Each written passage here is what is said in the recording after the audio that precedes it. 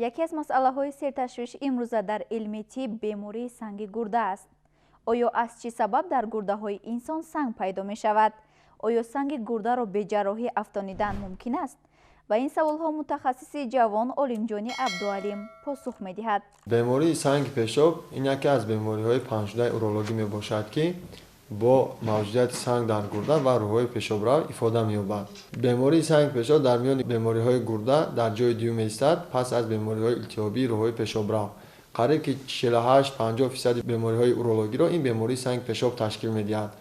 جمهوری تاجیکستان ما که در زون اندمیکی این بیماری قرار دارد، از حساب عمری گیریم اگر قریب 5% اهالی جمهوری تاجیکستان گرفتار این بیماری میباشند. در سال 2012 اگر با 100,000 اهالی 300 نفر بیمار راست می اومد، پس این شماره در سال 2018 با قریب 400 نفر میرسد که این نشانه از اون است که سال تا سال گرفتاران بیماری سنگ پیشاب زیاد گشته شده است. اهمیت طبی و اجتماعی این بیماری در آن است که بیماران اساساً در این بیماری سنگ پیشاب در شخصان وامیخورند که سن سال قابل مهنت دارند، یعنی سن سال میانه گرفتاران این بیماری از 20 تا 50 ساله میباشد. سبب اصلی پیدایش سنگ گرده در چیست؟ بیماری سنگ پیشاب این بیماری بسیار عامله میباشد، یعنی که یک چند سبب دارد برای سر زدن این بیماری، اما سبب اساسی آن این ویروس‌های مبادله ماده‌ها در خود نفرون‌ها یعنی حجره‌های گرده میباشد. این خصوصیت‌های فیزیکاوی آبی استعمالی که ما میکنیم از جهت فیزیکاوی و شیمیایی خصوصیت‌های آن برای سر زدن این بیماری بسیار نیز رول مهم را میبازند. طرز استعمال نمودن غذاها، یعنی که بعضی خوراک‌های هستند که محیط پیشاب یعنی ریاکسیون پیشاب را به طرف اشقاری زیاد یا که به طرف کسلاتوی زیاد برند، همین هم نیز سبب این بیماری میگردد. نارسایی بعضی ویتامین‌ها از جمله ویتامین A, C, D، کم حرکتی یعنی طرز حیات هیپودینامیکی بودن، کم حرکت بودن نیز به همین عامل میگردد. این سبب دیگر این بیماری این دیگر نمود بیماری‌های اورولوژی میباشد که اگر توبه نکنیم در نتیجه این به اون وارد میرساند که شخصیت به گرفتاری این بیماری دچار میشود. علامت‌های اساسی این بیماری این درد میباشد. این اگر بیماری طولانی دوام کند یک چند نمود دیگر علامت‌های دارند که به مثال بلند شدن زهر بدن، حرارت بدن، دیگر نشانه‌ها دارند، اما نشانه اساسی که هنگام پیدا شدن اون حتما باید بیمار به مؤسسه طبی مراجعت نماید، این اصلا همین درد و خون پیشابی میباشد که هنگام پیدا شدن اون حتما باید بیمار به مؤسسه طبی مراجعت نماید. علامت‌های درد که ما گفتیم درد میتونه چند نمود باشد. این درد گرده وابستگی دارد به موقعیت و اندازه خود سنگ، در کدام راه‌های پیشابرو، در کدام جایش اگر ابتوراسیایی که ورانکنی مجرای پیشاب را سبب شود درد در اونجا میباشد، یعنی که اگر سنگ خرد باشد در قسم گرده روز شود اونگاه درد در کمر پیدا می شود. این درد میتواند در تیهیگاه پیدا شود، در قسم پایین شکم پیدا شود. این همه وابستگی دارد به موقع جایگیر شوی سنگ. پس از آن که بیمار به مؤسسه طبی مراجعت میکند، هنگام گرفتن پیشاب بیمار ما معاین میکنیم که نمک‌هایی که یا که خود سنگ‌هایی که در گرده پیدا میشوند آنها در اساساً 4 نمود میباشند، یعنی نمک‌های اکسالتی، فسفاتی، اوراتی و آمیخته میباشند. خب همین نمک‌هایی که ما در بالا ذکر کردیم نمود امینو از جهت شیمیایی وابستگی دارند و تبابت اساسی بیماری که به هر یک بیماری که گرفتار بیماری سنگ پیشاب میباشد قطعاً ایندیویدوالی میباشد، وابستگی دارد به خود همون خصوصیاتی که نمکی که در ارگانیسم آن هست. طوری که شاهد گردیدیم متخصص سبب اصلی پیدا شوی سنگ گرده را ویران شوی مبادله ماده ها معنی داد کرد. مبادله ماده ها باشد در نتیجه نادرست کار کردن یگان عضو که سبب های آن گوناگون می باشد: از حد زیاد گرسنه ماندن، عصبانیت زیاد، طعم های گرم و سرد را پساپیش استعمال کردن، رعایت نکردن رژه معینی خوراکخوری، غذای ناسالم، پرخوری و هاکس ها می باشند. تبابت این بیماری چه در از روی پروتکل‌های کلینیکی که در اساسیاسیون اورولوژان اروپا و اتحاد دولت‌های مستقل و تاجیکستان هستند، همه قریب یک نمود تبابت دارند. اصلا از آنتیبیوتیک‌ها استفاده می‌بریم، او را آنتیسپتیک‌ها و گیاهای شفابخش استفاده می‌بریم. برای گرفتار نشدن به این بیماری هر یک شهروند باید یک چند نمود قاعده است که حتما رعایت نماید و به این بیماری گرفتار نمیشند. پیش از همه عین زمان خنک سرمایه است در بیرون، خود را از خنک سرمایه باید احتیاط نمود то ин ки сабаби сар задани бемориҳои илтиёбӣ роҳи пешобрав нагардад. тавсия медиҳем ки доим ғизои солим истифода баранд, тарзи ҳаёти солим дошта бошанд, камҳаракат набошанд, пайваста ба варзиш машғул бошанд, дар ҳар як шабонарӯз на кам аз 2-2.5 литр нӯшокӣ истеъмол намудан тавсия медиҳем.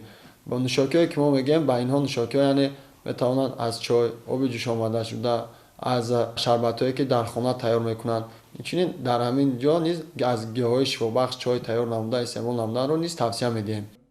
миёни дигар омилҳои ба вуҷуд оварандаи санги гурда норасоии доимии витаминҳо, махсусан витамини А ва Б мебошад. ҳамчунин истеъмоли доимии хӯроки сернамак, тез аз қабили бодирингу помидори консервашуда нақши асосиро мебозад. усули табобати ин беморӣ бо роҳи гиёҳӣ чӣ гуна аст? 12 гиёҳа ман омода кардам ки даруни аст. ҳамин 12 гиёҳ дар ин ҷо аст.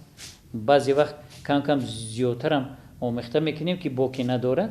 дар ин ҷо ман аз кабоба, аз гиёҳи рӯян марин красильная, аз гиёҳи бодиён, аз гиёҳи ғармаш, аз гиёҳи қорт, аз чормағз, аз гиёҳи бобуна, аз барги ғор, аз мухаллас, аз ёсуман, жасмин, аз нарқайсар ва мӯяки ҷугорӣ ва сабзии саҳроӣ дору омода кардам. бисёр доруи қавӣ аст. дар муддати 10 рӯз ҳамин аввал варамҳоро гардонда, сипас оҳиста оҳиста аз сангу қуму регу дигар нороҳатҳои дохили гурда рафт мегардад. пеш аз он ки даруни масалан агар даруни пардаҳои ҳамон гурда агар ки санг бошаду дар болояш агар варам онҳоро пӯшонда бошад, то замоне ки агар мо кӯшиш харҷ диҳем ки биё аввал мо сангро резонем, аз нуқтаи назари ҳамин ҳам муомила, нуқтаи назари ҳам равонӣ камтар бисёр кори ҳам дағал ҳам нодуруст аст. ҳамин дар табиат ҳамин гул истодааст, болои ҳамин ях мебандад, барф мезанад. болои ҳамин ях ки бас ҳамин даруни ҳамин шишаи ях ҳамин хел назар мекунӣ, ҳамин хел метобад. бигзор ҳамин дар кора шумода дар зимистон меравед, ҳамин ях истодаги ҳамин гул, гули себаргай. мо пеш аз он ки ҳамина беозор гирем, агар мо бо нуки ягум кор яха шиканем ку яха шиканем, ҳамин озор меёбад. ба хотири озор наёфтани ҳамин мо бояд ҳамин яха бардорем, як ҷумонем, ба ӯ назари афтоб расад, гармӣ расад, и оҳиста оҳиста оҳиста ки об шуд, мо ҳаминам бигзор тарам бошад, аммо комилан ба ҳамин хубиёш мо ҳаминам мебардорем. ҳамин санги гурдара агар мутахассис ба ҳамин тамоми ҳамин нозукиёш ҳамин хел бо назари нек, бо муҳаббат, бо меҳр агар ҳамин кора анҷом диҳад, нуран анонур мешавад ва ҳам бемор ҳам худи ҷарроҳ аз ин кори кардааш, аз кори худаш, аз кори шогирдош ки ассистентҳо аз унҷо ҳастанд кӯмак мекунанд, басо хурсанд мешаванд. аксаран ба беморон маслиҳат медиҳанд ки нӯшокиҳое аз гиёҳҳои шифобахш тайёршударо бештар бинӯшанд, чунки онҳо ба рафт намудани бемории санги гурда фаъолона мусоидат мекунанд. 10 қошиқи калон аст. барои 10 рӯз ҳар як қошиқ барои ним литр оби ҷӯшомада. ҳамин як қошиқашро дар ним литр оби ҷӯшомада рехта мешавад, аз болояш оби ҷӯшомада даруни дохили термос ира ҷӯшонда мумкин нест. маҳсулотое ки дар дарунаш аз ҳисоби макромикроэлементҳои унсурҳои кимиёӣ биологӣ хос ҳастанд, онҳо вақти ҷӯшонда нобуд мешавад. ҳам метавонад заҳролуд ҳам шавад, яъне ки ишкамрав мешавад. калид мегӯянд хронический калид баъзе нороҳатиҳоро дар рӯдаву меъда ба амал меорад. зинро вақте ки дар 40 дақиқа даруни термос онҳо меистад, бисёр қавӣ мешавад, оҳиста оҳиста дар як рӯз 5 бор 100 мл пеш аз хӯрок тавсия дода мешавад. ёи масалан ина чилбуғум аст барои роҳи пешовдон. яке аз беҳтарин гиёҳои шифобахш аст ки ба ғадудҳои болои гурда надпочечник таъсири бисёр мусбати комилан мерасонад ки лекин ин меъёраш истифода бурдан дар кор, меъёраш донистан дар кор. меъёраш чӣ?